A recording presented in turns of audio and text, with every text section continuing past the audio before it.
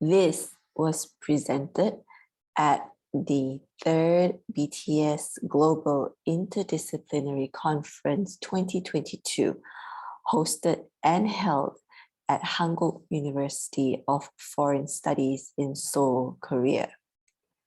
When I submitted my abstract, I was trying to meet the brief to the title of the conference, The Post-Pandemic Era, Welcome to the New Humanity. The first thing that came to my mind was the album B. At the album's global press conference, RM had expressed that he hoped many people would be comforted by listening to the album. And many reviews had mentioned about how the songs in this album had brought messages of healing and hope, and how they felt connected and related to the messages that BTS shared in this album. So I got to work and chanced upon search results that there were many other albums that were inspired and created during the pandemic. These are cover arts of the albums, all having a common theme, that all the songs in these albums were released in 2020, inspired and created in quarantine during the pandemic. The reviewer for the albums at the bottom of the screen you see here suggests that possibly the three albums by Taylor Swift, Bruce Springsteen, and Paul McCartney, they were produced within the acoustics of the artist's home. BTS was no different. As performing artists, BTS was not spared of the shackles caused by the virus. From going on concert tours, meeting ARMY around the world, to being in confined spaces with little interaction with their fans, the 7-member group felt the sudden isolation in a huge way. Their normal lives as the biggest boy band were reset like the rest of the world. BTS responded to this sudden change to what they know, through music. Released at the tail end of November 2020, this album was their response to the pandemic. The group had released a variety of videos on their channel, Bangtan TV. The playlist Log On saw the process from concept to creation of the album, recorded and published between 17th April until 11th November of 2020. These are in the form of videos related to the B concept, such as B logs, behind full story, and behind interviews. The songs on B were brought to life by this sudden turn of events, with themes of hopelessness to hopeful, loss of freedom and loss of self, to live and love. Jin mentioned at the global press conference that they focused on expressing their current emotions at that time while working on the album. Now, through multiple reviews that have been published since its release, we are very well aware that the hits from the B album hit all the right spots of our experiences during the pandemic. Here, I've highlighted 5 different reviews, some article headlines, others within the reviews itself. Each of these described the album by using the words sensitive, emotional, healing, and comfort, or phrases that mention moods. Excuse me for the long pause before that. So anyway, I wanted to remind myself if there were differences between feelings and emotions. Feelings are experienced consciously, while emotions manifest either consciously or subconsciously. B is that album in the fandom army that addressed both of feelings and emotions during such a time of unsettled and uncertainty. The preparation of this presentation made me reflect back on my journey of how I got down into this rabbit hole. And it all started with being curious of a very large fandom, many who do not speak the language, comments on how BTS's message resonates, or messages actually, written lots of songs, how it resonates and how they feel and got emotional when they first hear songs, for example, Epiphany, Magic Shop, or in this particular album, Blue and Gray, which made me continue to think, how is that possible? Now, non-Korean speakers would be able to understand the meaning of the lyrics together while listening to the song, since Big Hit started providing subtitles to the releases of the music videos, thereby enhancing their understanding, including myself, and listening experiences. But is it possible to emote the same way when listening to BTS's music without their words? So I continue with the conquest in search of this possibility, any possibility. Similarly to my previous presentations on Epiphany, Magic Shop, and before this, Dynamite, where I looked at their songs from a musical perspective, whether it's theoretical or historical analysis. I wanted to unpack B according to the two themes of the album, which will be discussed later in this presentation. But this posed a problem to me as well. With all the reviews out, including some musical analysis, how else could I present this title today? Is there anything that ARMY doesn't know? So while I was preparing this for the presentation, I read through articles, I talked to people, I confided in both ARMY and ex-ARMY too, and came to this. Now, my reading, I reckon personally, is still insufficient. There's plenty more out there to discover and dig up. But for this particular presentation for the conference, I came to two possible theoretical frameworks that I probably could apply.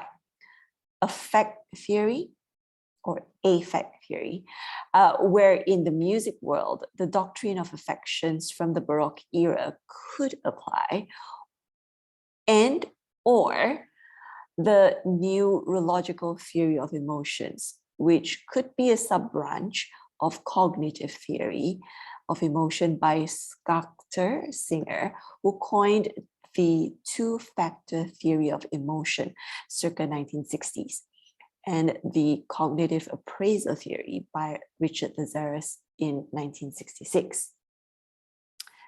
So with those frameworks in mind, I went on to look at the kinds of methodologies that I could apply in my music analysis for this presentation here. Now, apart from the reading, talking, confiding, I was also looping the audio tracks from B. A channel called K-pop Filters has filtered out the voices rather clean and clear, leaving it as instrumentals. Now, the instrumental versions allow me to unpack and analyze the nuances of the music and not be distracted with their handsome voices. Not that I mind, really. Now, before we continue, let me just move myself here. so that you'll be able to see, or perhaps down here. Sorry if you feel a bit dizzy, but it's important that you're able to see. Okay, so as I was saying, now many music theorists, as we can see in this slide here, have stated their claims on the way certain musical keys trigger certain emotions. Early German theorists, music theorists, excuse me, such as Matheson and Hauser, had somewhat opposing views. Theorists in the 20th century have continued to look into the connectivity and relationships between music and emotions. James O. Young wrote in 1991 that key characteristics are due to range and sound quality of the instrument written for pieces at the time. So there's examples there. The dissonance in blues is suitable to its style as it resembles the sound of a tortured voice, the suffering from the blues. Now, Young hypothesized that the key characteristics continuously change over time due to the differences of views of how certain emotion is expressed. Sherry Hall, on the other hand, states that German theorists sought to unearth whether music could be affective and emotive as it is, or if it needed to rely on rhetorics, for instance, lyrics, to convey emotions.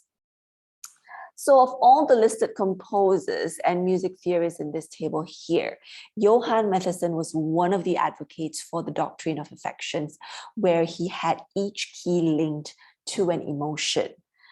So when and what is this doctrine all about? So in the pre-Baroque era, just before the doctrines, vocal music was thought to be superior as it carried the power of words to convey emotions. Music was composed based on church modes, and composers regarded each church mode as having a character. When equal temperament of major and minor keys took place, thanks to J.S. Bach, music theorists, as mentioned in the previous slide before, carried on this sentiment. Other definitions by Lang, Peliska, and Hall in the 20th and 21st centuries have defined their own interpretations of the doctrine. In fact, Hall mentioned that Italian music theorist Giuseppe Zarlino claims that musicians and doctors should aim to understand the fundamentals of the principles of harmony to explore music's effects on the body and soul. Today, we know this as music therapy. Ultimately, the doctrine of affections was coined to scientifically prove that instrumental music could produce affection in listeners without words. So I would like to test this on the B album. Was it able to bring these affective propositions without its words? Now, among the BTS fans, the ARMYs, we all know that B has two themes to the album. The first, melancholic theme to the first three songs, Life Goes On, Fly to My Room, Blue and Gray. And the second theme is upbeat and celebratory themes such as telepathy, dis-ease, stay, and dynamite. So for this particular presentation of conference, I have chosen two distinct songs to look into. Blue and Gray is the slowest song on the album, clocking in at 61 beats per minute. Blue and Gray opens with an acoustic guitar on the high registers. The plucking of the guitar strings gives melancholic, lonely feeling. The cyclic loop of the piano suggests that life is repetitive in isolation. In terms of speed, as mentioned earlier, it clocks in at 61 beats per minute. Now, medically, a normal human heartbeat rate is between 60 to 100 beats per minute. So 61 is almost you're super relaxed, super, your Zen mode. It is heard in the kick drum, we're talking about beats, that mimics the beating of the heart in a tuba rhythm pattern. Let's listen to this part that I just described here.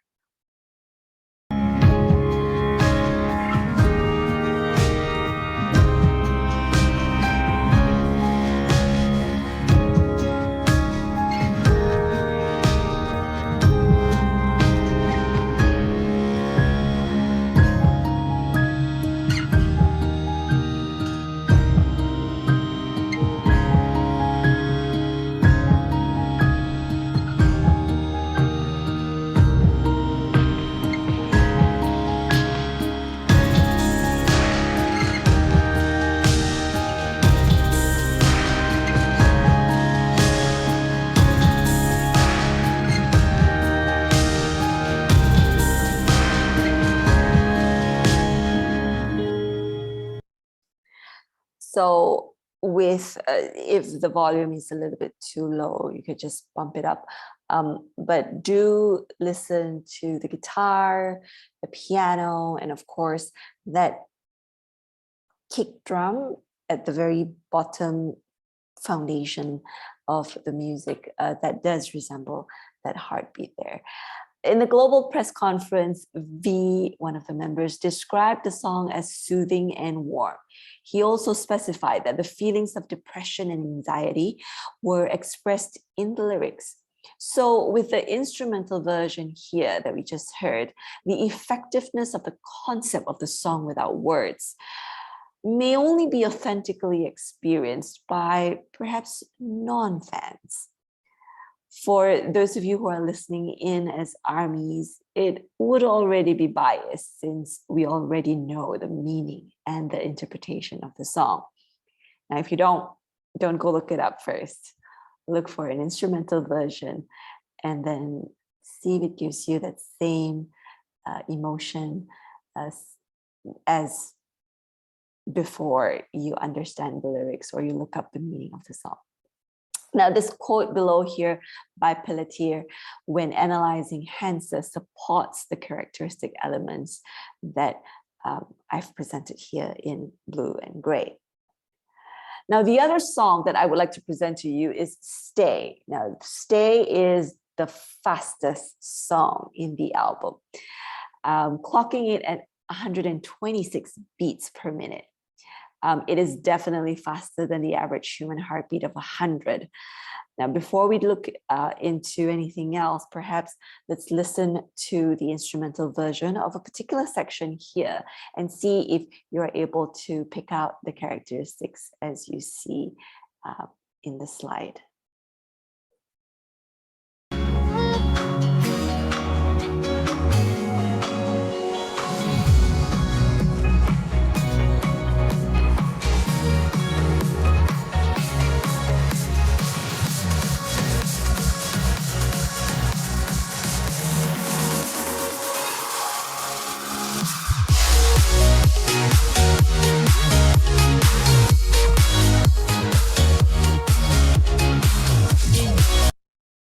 Sorry, I'm just vibing with the beats there. Now, how did that make you feel? The hard-hitting beats by the kick drum, once again, on every beat this time, giving it disco vibes, lots of synthesized sounds, everything's, you just feel like you want to party. Now, Jungkook described it as exciting, but emotional. When we strip off, or at least what I did was when I stripped off all the words, it presents itself as exciting. It gets you hyped up. However, in its meaning of being far apart, but always staying together, suggests the longingness between BTS and ARMY, contradicting each other in the overall mood of the song. Now, in his book, Why You Love Music, John Powell referenced researchers such as Scherer and bowling, that a feature of a piece of music is often linked to a specific emotion. It suggests that researchers in the 20th century have continued to connect the dots between music and psychology, particularly the affective domain. As we can see in this table here, there are 5 emotions, according to Powell, in each of the columns, and each has an identifier to a musical element. Blue and gray, in this case, would identify as tender, while stay identifies with happiness. Certainly, there is still much to discover and discuss. As BTS releases more music, this means ARMY would have more messages to receive. However, the question of BTS's songs without words,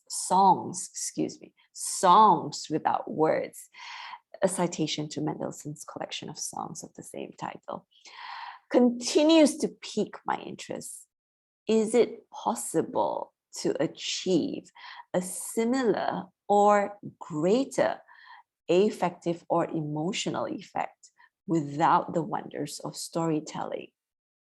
After this small research, maybe in some BTS songs, not all of them, but which ones? After all, lyrics play a powerful role in the making of music, and it makes music even more meaningful. One day, if BTS decides to release an all-new instrumental-only album, this discussion could take a more significant path to the discussions of K-pop music and emotions. Thank you for watching. A shout out to my research assistant, Seoul, who helped me a lot in getting all of my presentations done, actually. So she does really good PowerPoints. So if you need help, I could hook you up, or you can just tweet and contact her directly there on her Twitter, SVT Music Notes. I also appreciate any comments, feedback, ideas that you may have on how this discussion can continue to take place surrounding BTS music by BTS, as well as emotions without their words. Thank you again for tuning in and listening.